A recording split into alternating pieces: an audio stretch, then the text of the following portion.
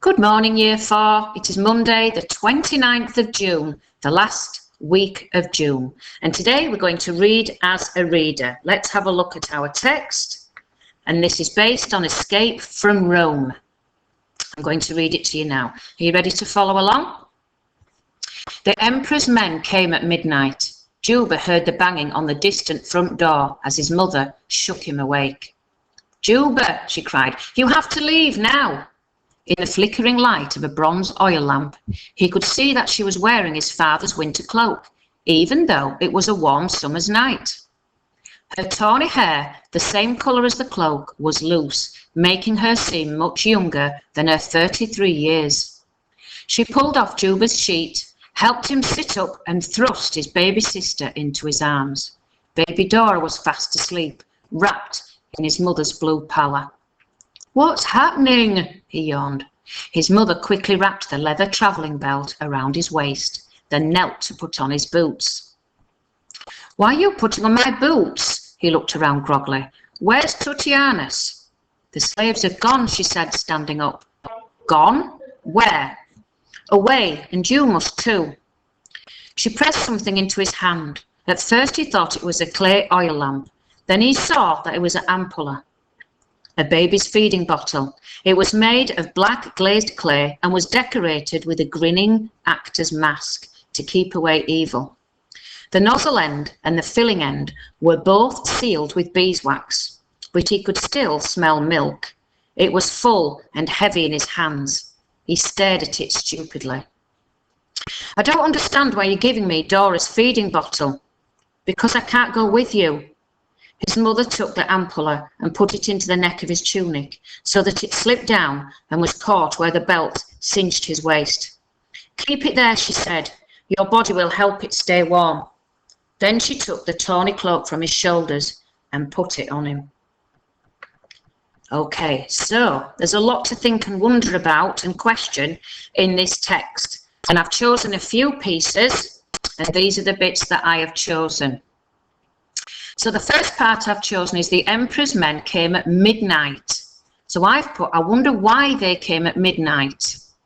And then I've sort of answered my wonder. I've put, I think it's because they were guaranteed to find the occupants. Because generally at midnight, everyone's going to be in their homes, aren't they? So they probably came at midnight knowing they would find whoever they were looking for in the house. The second part I've picked up on is in the flickering light of a bronze oil lamp, he could see that she was wearing his father's winter cloak. So I've put there, why was she wearing her husband's coat? I've put coat instead of cloak, but it's the same thing. Why was she wearing, when it was a warm summer's night, why was she wearing her husband's cloak? Why didn't she wear her own? And why was she wearing it at that time?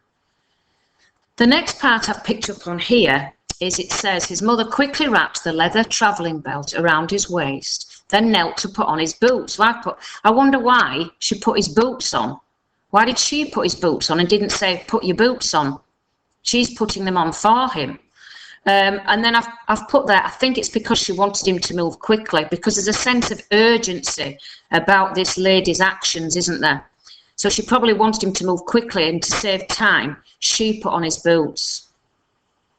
Then the next part I've picked up on here, the slaves have gone, she said, standing up. So I've questioned that, but why had the slaves gone? Why did they feel that they had to go? Were the slaves not Roman slaves? Did they fear the emperor's men too?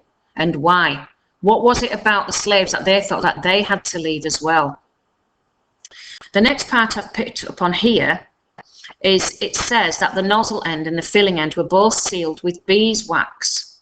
So I've put, why was it sealed at both ends with beeswax? Surely that'd be quite difficult to open if both ends were sealed with beeswax. I'd be interested to find out more about that. And then the next part I've picked up on here, she's put, I don't understand why you're giving me Dora's feeding bottle. And then she's put here quite a short sentence there, because I can't go with you. So I've put, I wonder why she couldn't go with her children. Wonder why she couldn't go. And then I've put, I think there, I've tried to answer it myself, and I've put, I think it may be because she could tell the men, the emperor's men that come, that the children were somewhere else, so that they wouldn't be followed. So maybe she might send them on a detour. She might say they're staying out at night, living with their auntie or staying with their auntie, so that it's putting the men off, so that the children have more chance to get away.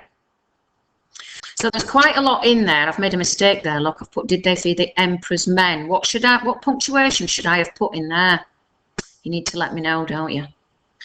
Okay, so I think I wonder and I question. I'd like you to do those if you've got a little bit of room in your science books left.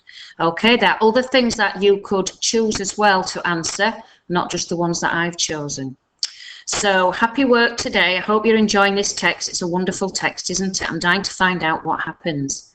Okay, Year 4, enjoy your work and I will talk to you again tomorrow. Goodbye for now.